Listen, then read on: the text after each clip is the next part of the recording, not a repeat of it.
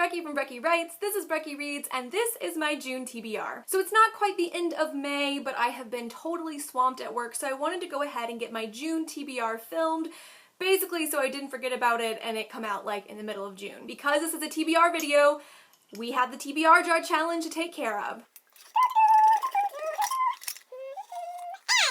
My TBR Jar challenge is to reread a book you read in high school. There it is. Reread a book you read in high school. I have a couple that are on this list I have been waiting to reread for this TBR Jar challenge. I have an audiobook of The Great Gatsby that I will probably listen to this month, and maybe even pick up Their Eyes Were Watching God by Zora, Neale, Hurston, which is one of my favorite books I read when I was in high school. We'll see. There are a couple of other books that I really want to get to in the month of June. June is either going to be a really great reading month once I get through the next sort of week and a half, or it's going to be a really bad reading month. It kind of depends upon what I have to do the second 2 weeks of June, and I don't know yet, so we'll see. We'll see. The first book I really want to get to for June is Eligible by Curtis Sittenfield. Now, this is a modern day retelling of Pride and Prejudice. I think it's set in like New York City, and Jane and Lizzie are both in their late 30s. They're not married, they don't have kids, and their mom is like, the time is now. Denise over Denise Marie said that this was a really enjoyable read. Not the best book ever, but still an enjoyable read. And I got this through the Book of the Month Club. You can see that it has a little stamp, and on the back it has I Heart Book of the Month. Isn't that cool? I joined Book of the Month Club on a 3-month trial basis. I got a discount code from Book Riot, so I thought I'd give it a shot. This is like the oldest monthly book mail system ever, and that's pretty rad. I think it's been going on for like 90 years. This is my first book through Book of the Month Club. I'm not sponsored. I bought it myself. Unlike a lot of the different mail order book services that you see on YouTube, because it doesn't have tons of little gifts, it really is just the book and a card, so I didn't do a big unboxing. Maybe I will for the June book. But this is cool because you get to pick the book you get. You get an email, and there are 5 different choices with 5 judges. Some of them are like famous guest judges, and you get to pick the book that you get in the mail, so it's not a surprise. You know what you're getting.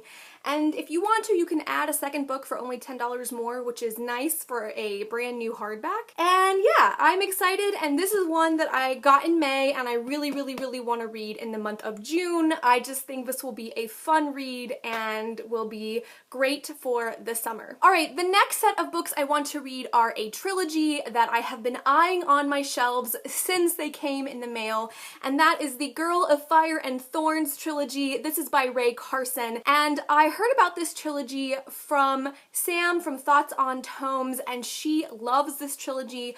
Sam and I have really similar tastes in our main character loves, so I trusted her and I went ahead and bought these. I think I got all of them from Book Outlet. So the first one is The Girl of Fire and Thorns, the second one is The Crown of Embers, and the third one is The Bitter Kingdom. I don't know too much about this series. All that I know is that the main character, I think her name is Eliza, she is a bigger girl and she deals with body issues, and she may or may not be a chosen one, but she doesn't feel like she looks like a chosen one, and so that is a plot point throughout the story.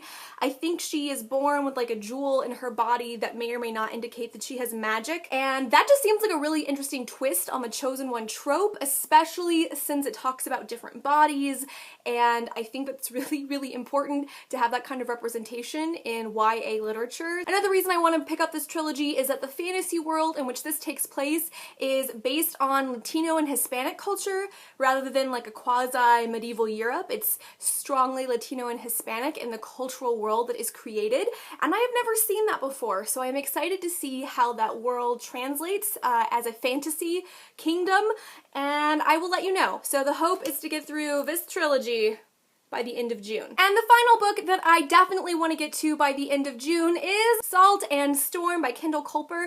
Now this book is called The Witch of Salt and Storm in the UK, and I think pretty much everywhere that's not the United States. I have no idea why we have a different name. Salt and Storm is the story of Avery Rowe. This takes place, I believe, in the late 19th century in Canada, and she is a witch and wants to take on the title as the Witch of Prince Edward Island, but her mother wants to leave all the witchy stuff behind and have her daughter pursue a proper lifestyle. And of course, Avery is like, nah. Avery also has the ability of like foresight, and she can see visions of the future, and one of the visions she has is that she is going to be murdered.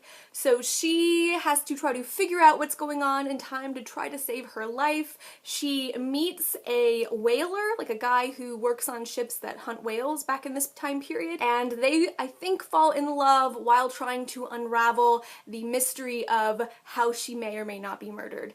Sounds pretty great, definitely up my alley. I think Elena of Elena Reads has read this, and I feel like she liked it.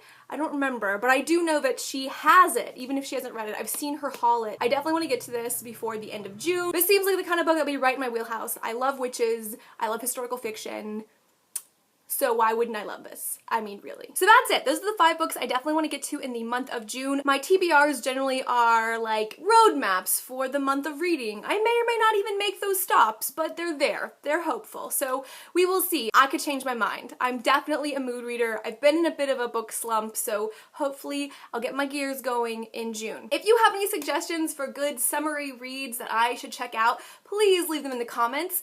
And if you've read any of the books that I'm going to be reading this month, I would love to get your feedback. Which ones were you most excited about? Which one would you say, that was not the one I loved the most? I would like to know. Hope you guys are all doing well, and I will talk to you later. Bye!